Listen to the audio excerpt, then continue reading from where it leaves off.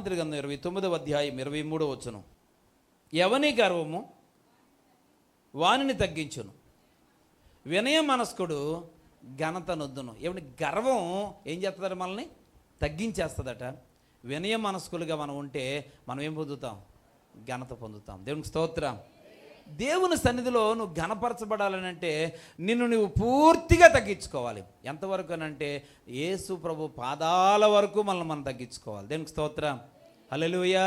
ఈ దినం దేవుని బిడ్డలమైన మనందరం గమనించాలి పిల్లరా. వినయాన్ని కలిగి ఉండాలి, విధేయతను కలిగి ఉండాలి, లోబడే స్వభావాన్ని కలిగి ఉండాలి. ఎంతసేపు పిల్లరా రెక్లెస్గా ఉండడం, గర్వంగా ఉండడం, అహంకారంగా ఉండడం, అవిధేయతగా ఉండడం అనేది దేవుని బిడ్డలకు ఉండవలసిన లక్షణం కాదు. పైగా నువ్వు ఘనత కోల్పోతావు. ఘనపరచబడాలి అని అంటే మనం వినయ మనస్కులుగా ఉండాల్సినటువంటి అవసరత ఉంది. దేవునికి స్తోత్రం.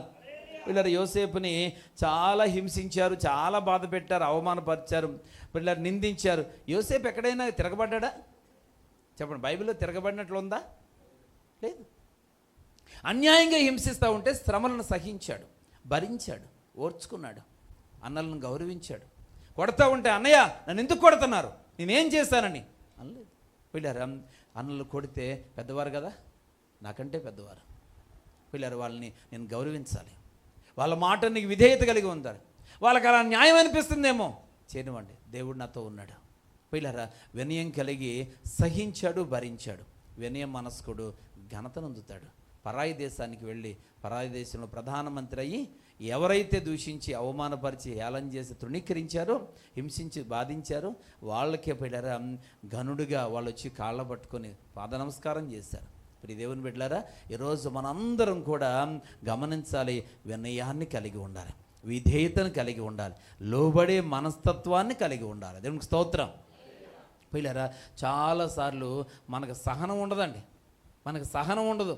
పిల్లరా సహనం లేకపోతే చాలా కష్టం. ఒక యవనస్తుడు వచ్చాంట, ఒక పెద్ద ఆయన అడిగాడట, అయ్యా నాకు ఊరికనే కోపం వచ్చేస్తుంది, ఏది తట్టుకోలేకపోతున్నాను, బాగా కోపం, నేను ఎక్కడ కొనుక్కోలేదు, ఊరికనే వచ్చేసింది నాకు, ఇది పోగొట్టుకుందామంటే పోవట్లేదు, కనుక ఈ అధిక కోపం తగ్గాలని, నాకు సహనం కావాలని నాకు కొరకు ప్రార్థన చేయండి అన్నాడట. వెంటనే ఆ పెద్ద ఆయన కళ్ళు మూసుకో అని చెప్పి తల మీద చేసి ప్రార్థన చేస్తున్నాడట. ఏమనంటే, దేవా ఇతనికి అనేక శ్రమలు వచ్చునుగాక, వీడికి శ్రమలు రావాలి, పొద్దున్న శ్రమ రావాలి, మధ్యాహ్నం శ్రమ రావాలి, రాత్రి శ్రమ రావాలి అంటే వెంటనే యవనస్తుడు అన్నాడట, అయ్యా శ్రమ కాదు సహనం అన్నాడట.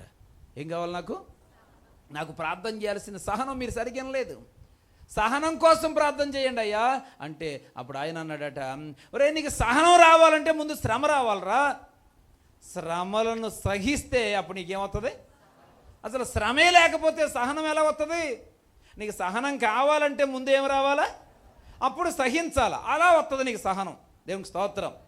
పిల్లరా విజయం కావాలంటే పోరాడాలా, విజయం కావాలంటే పోరాడడానికి ముందుకు రాని వాళ్ళు ఎవ్వరు కూడా విజయం సాధించలేరు. దేవునికి స్తోత్రం. నీ జీవితంలో ఎంత గొప్ప విజయాన్ని పొందాలనుకుంటే అంత బలంగా నువ్వు పోరాడాలి. నువ్వు పోరాటంలో పిల్లరా వెనక్కి తగ్గితే విజయాలు నీ వల్ల రావు. పిల్లరా 2 కోడి పుంజులు ఉన్నాయనుకోండి, ఆ రెండింటిని దెబ్బలాడిస్తే లేకపోతే పందెం కడితే అందులో ఏది గెలిచిందో, పిల్లలు 4-5 సార్లు పందెం గెలిచింది అనుకోండి, అప్పుడు ఆ కోడి పుంజుని చూసి అంటారు కదా, ఇది మామూలుగా కాదు, ఇది 5 పందాలు గెలిచింది, పొడిచింది, గెలిచింది అని చెప్పి దానికోసం గొప్పగా చెప్తారు. పిల్లరా అలా కాకుండా ఏ పందానికి కూడా దాన్ని కట్టలేదు అనుకోండి, పిల్లలు దానికి ఇంకేం ఘనత ఉంటుంది? ఇది మామూలుగా ఊరకోడి, ఇది కోతక పనికి వస్తుందని చెప్తారు దానికోసం. ఇక అంతగా దానికోసం చెప్పడానికి ఏముంటుంది చెప్పండి? ప్రియ దేవుని బిడ్డలారా, ఈరోజు నువ్వు గొప్ప విజయం సాధించాలంటే ఏం చేయాలి? పోరాటం చేయాలి. దేవునికి స్తోత్రం. పోరాడి విజయం సాధిస్తే అది ఘనత నరుడికి. అంతేగాని పిల్లరా ఏ పోరాటాలు లేకుండా విజయం రాదు, అలాగే శ్రమలు లేకుండా సహనము రాదు. కాబట్టి కొన్ని శ్రమలు మన మీదకి దేవుడు అనుమతించినప్పుడు వాటిని సహించి భరించి పిల్లరా మనం ముందుకు సాగాలి. దేవునికి స్తోత్రం. ఎన్నో కష్టాలు, ఎన్నో శ్రమలు, ఎన్నో ఇబ్బందికరమైన పరిస్థితులు గుండా ప్రయాణం చేస్తున్నటువంటి పిల్లరా మాకు లేక నాకు ఈరోజు ఏదైనా కానీ టేక్ ఇట్ ఈజీగా స్వీకరించగలిగినటువంటి సహనాన్ని దేవుడిచ్చాడు.